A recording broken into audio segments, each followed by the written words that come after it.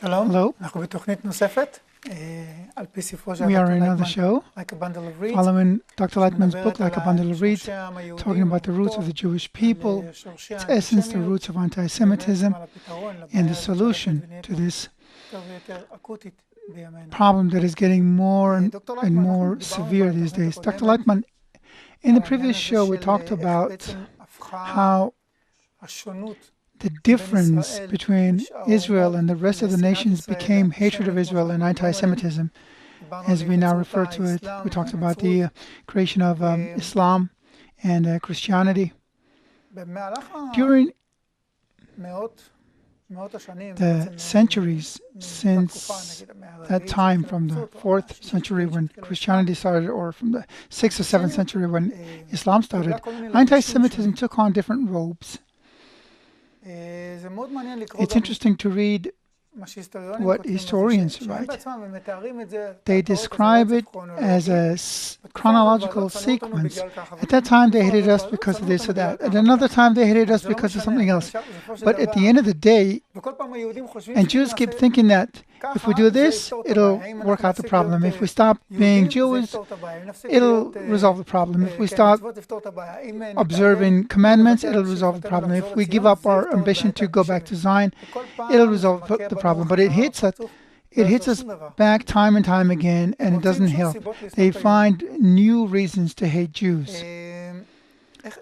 How does it happen? Why? And they don't just say it because they're trying to escape anti-Semitism. It's because those anti-Semites come with a different argument to Israel. Like today, it's very trendy to hate the state of Israel. Before that, it was about hating Jews, and you have the blood libels and all that. So there are tons of reasons, but nothing really uproots anti-Semitism. Of course, because the root is above this world. And the root is deep inside of nature, and you cannot uproot it unless you're uprooting life. You can't. That is, I would put it this way, that it is a phenomenon which is like some sort of a physics law, no less than that. I would even say much more than that. It is a universal phenomenon, and it doesn't pass away throughout the changes. It doesn't change throughout history. In physics, when you go above the Earth, you have other laws, and if the Earth would have revolved in a different speed, or something else might have happened in the universe, then our laws in physics, chemistry, biology, zoology, they would not change by all kinds of external phenomena, external changes, effects. But anti-Semitism wouldn't pass away. It is the influence of nature in a unique way over humanity, which is deeper than all other influences. It comes from an upper and very deep root of the existence of, I would say, an upper force, or you might say software, which is in nature, inside of the development. And we see that it doesn't depend on the degree of human evolution. Nowadays, people might believe or may not believe in the upper force. It doesn't matter. People might be highly developed in wisdom, science, education. It doesn't matter. They are no less anti-Semites and barbarian than a few thousand years ago. Yeah. I would think differently. I also think that I heard you say something along that line, that it's the developed peoples, nations, in whom anti-Semitism appears not less and even crueler and more aggressive. Germany, for example. Because specifically when we are developed, we have many more points of friction with the Jews. and you feel many more causes, external causes for hatred, because the inner reason, you cannot find it. The inner reason is concealed. You don't know why, but you start attaching the inner reason with external reasons. Oh, they stole something from us, they killed Jesus, they did all kinds of things, they drink blood, what else do they have? Right, doesn't really matter. They're tricking us behind the scenes. Yeah, and all of those things. Yeah, they rule the world, the protocols of the elders of Zion. So they dress it in things that will be clear to anyone.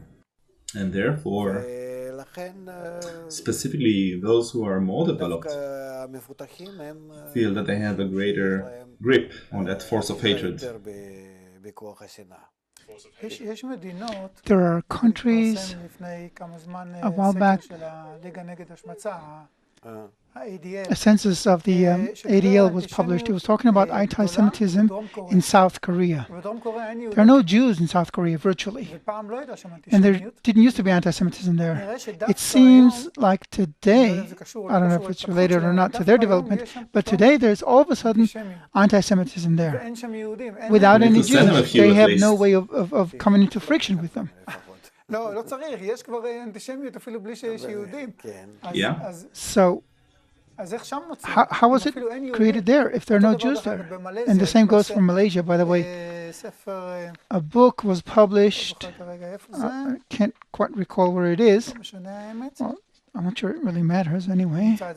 I'll find it later, maybe. It's pretty interesting, actually.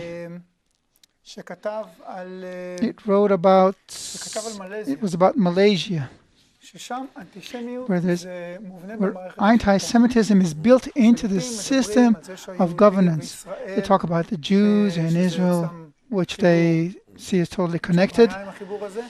So they cause this and this and this and that, and they do this, and they're against Malaysia. There are no Jews there, or at least hardly any. Totally negligent, the number. But it's in the education system. So two questions. One, how does such a thing happen that without any friction with Jews there's anti-Semitism? And two, how do you cope with such a thing? The question is, should we cope with it? So let's move to the first question. How can we cope with it and how does this happen? So this thing is happening because nowadays, in the world, and especially in the 20th century, two approaches to life exist. Still, it is the capitalistic consumer society, the approach of Nimrod. You understand that this is Nimrod from that ancient Babel. And another approach, which is the approach that even though the people of Israel don't understand it, don't feel it, and don't apply it, however, it belongs to them. And this is the integral approach, the altruistic approach, the approach that says that everyone is equal, and everyone in the end has to reach such a connection between them where they discover the upper force, where they rise to the degree of the upper nature. I just want to give the right credits. It's the journalist is Robert Fulford from the Canadian National Post. He did the story about Malaysia. Yes, it is a well-known thing. There are several countries in Asia that receive it, really, they take it as the national direction. I think also Indonesia and yeah, very fundamental, fundamentalistic countries. Although we never had any connection with them or at all. He writes here, Malaysia has never had a dispute with Israel, but the government encourages the citizens to hate Israel and also to hate Jews, whether they're Israelis or not. Few Malaysians have laid eyes on a Jew. The tiny Jewish community immigrated decades ago. Nevertheless, Malaysia has become an example of a phenomenon called anti-Semitism without Jews.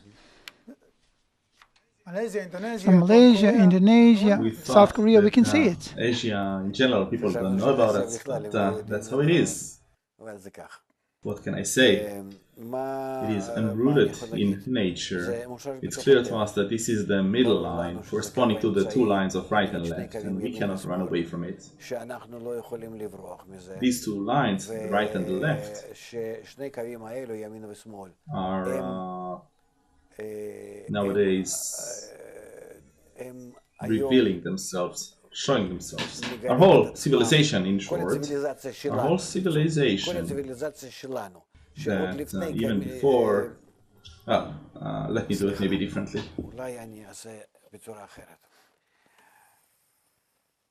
Our civilization, which started developing from the days of Nimrod until nowadays, is a capitalistic civilization, right? Yes, according to the ego. It's based on the ego, Following the ego, and using it. One who is more egoist, who is stronger, he wins, he's the ruler. Along with that, our attitude towards the ego and towards rising above the ego, we see that it is opposite from the capitalistic approach. The capitalistic approach and our approach, which we call the altruistic approach or the wisdom of Kabbalah, are two parallel approaches. This is how they go hand in hand across time. Our approach existed in a pure manner until the ruin of the Second Temple. We talked about it in one of our programs. And then, from the ruin of the Temple and onwards, that approach left the people of Israel, and the nation, because it left, it forgot its connection to the force of bestowal, through which it felt the upper force, the system that is running the world. This nation fell into a degree which is called Judaism. That is, instead of developing an attitude of bestowal and love to others, love thy friend as thyself, the people began to only keep the external actions only. Can you explain again what you mean by saying Judaism and why you define it as a decline? Yes, to the degree of religion. You said decline to the level of Judaism. Which is okay. The keeping of all kinds of actions. I would even call it customs. And this is what remains in that nation. And this has to do with the exile, where we left love thy friend as thyself, and then we came out, left the wisdom of Abraham, the method of Abraham, and we descended only to the practical, corporeal keeping of the mitzvot, the precepts. Instead of holding on to the upper force, the upper world, we grip on to the lower part, our world. I need some clarification here, because Jews is a concept that exists, predates the ruin of the Second Temple. From the days of Abraham, who is called the first Jew, because he called for the unification of the nation, the unification of the group, the unification of people, even the unification of Babylon. Although in the scriptures he's not mentioned as a Jew, but as a Hebrew. And all the true Judaism, meaning when they kept that in practice, existed until the ruin of the temple, until the times of Rabbi Akiva, who was calling everyone so strongly to maintain love their friend as thyself. Unfortunately, he didn't keep. So you're saying what's left after the ruin of the temple is not the true Judaism, but a religion? That all in all, well, there were still people who felt it, knew it. These are the sages throughout the generations. But the majority of the people, they fell. This is called the ruin. The ruin is not that these rocks were broken in the temple. Rather, we started hating one another. We started feeling, instead of the beautiful connection, instead of unity with one another, we started feeling competition, hatred. Unfounded hatred. All the sages write that this is the cause of the ruin. Instead of correcting our hearts and relating to the whole nation as each one should relate to the whole nation as to himself, each one started caring only for himself. And the Judaism started, which is until our very days, we can call it the external Judaism. This is what we call Judaism. Now, when they started with that, immediately all kinds of other nations started ruling us, because we had no defensive force. If we were together, then no one can rule us. So that love that was among the people of Israel, the power of love, Yes. and that's what kept us not only spiritually but also physically. And then we went into exile. That is, we were thrown out to exile, and since then we're in that state. And in the nations of the world, religion developed. We also have a religion, it's also called a religion. When we engage in all kinds of physical actions, even though it says there, love thy friend as thyself, no one can keep it. And in general, we don't even teach people to keep that. We are in the descent of the generations. And nowadays, even though religion, and actually religions all over the world, is descending, it has nothing to do with the hatred towards the Jews. Because even if the issue of religions would completely disappear, hatred towards us would remain, because it is hatred that stems from ancient Babel.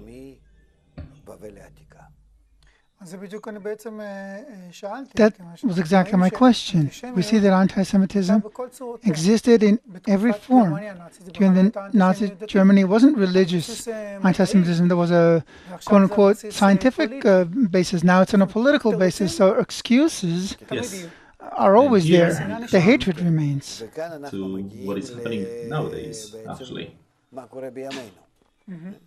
I don't want to give a historical review of how it happened and how Jews were thrown from one place to another. There were all the deportations, the deportation from Spain, from France, from England, Germany.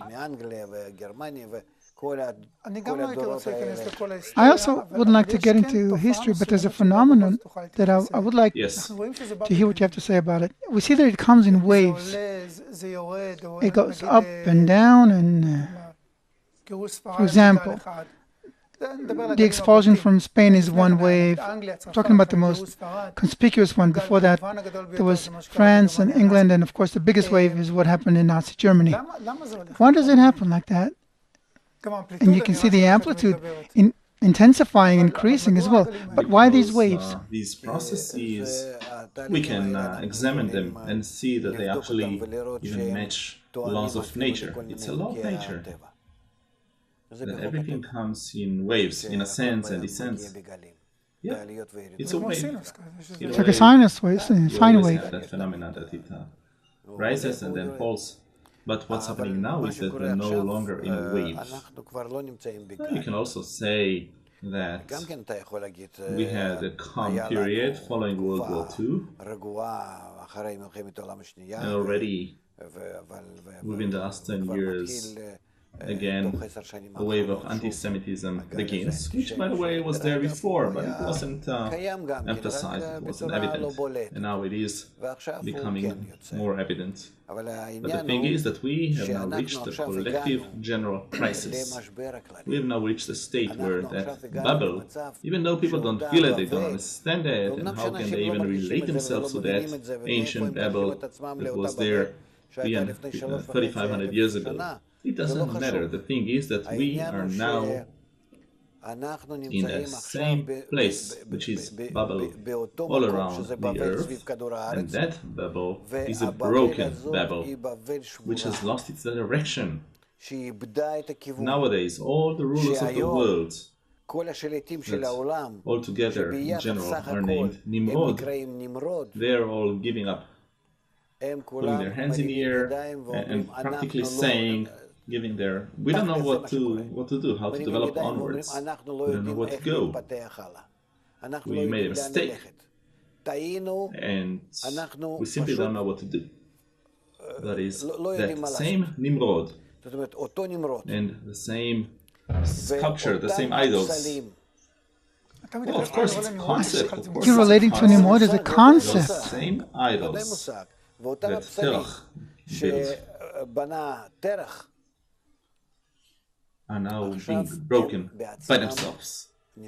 And these are the idols of force, of development. These are the idols of ancient Rome, with its strength, its might. These sculptures of ancient Greek in science, philosophy, wisdom, it's all coming to an end. There is a crisis in philosophy for a long time now, and in the wisdom, in science, we are simply being degenerated. And we're in that state now. And then the same force of nature which remains, which is the middle line that we talked about, which is the method of Abraham, it doesn't exist. But which doesn't exist in Israel anymore as well. Those that have agreed on the wisdom of Kabbalah. Because the wisdom of Kabbalah, in spite of the ruin, in spite of the exiles, in spite of the fact that the whole nation has lost any interest in what it means, love thy friend as thyself, inside of it, like a red string, has always extended from the older generations to nowadays, and in each and every day, each and every generation, there were always Kabbalists who maintained this rule, who kept this rule. There was a small group that was always there, concealed within the people of Israel, and it is the one that is now rising. And how can I say this? It opens up, let's say, to the whole world, the wisdom of Kabbalah, the method of correction, the method of unity, the method of connection, by which we can reach love thy friend as thyself.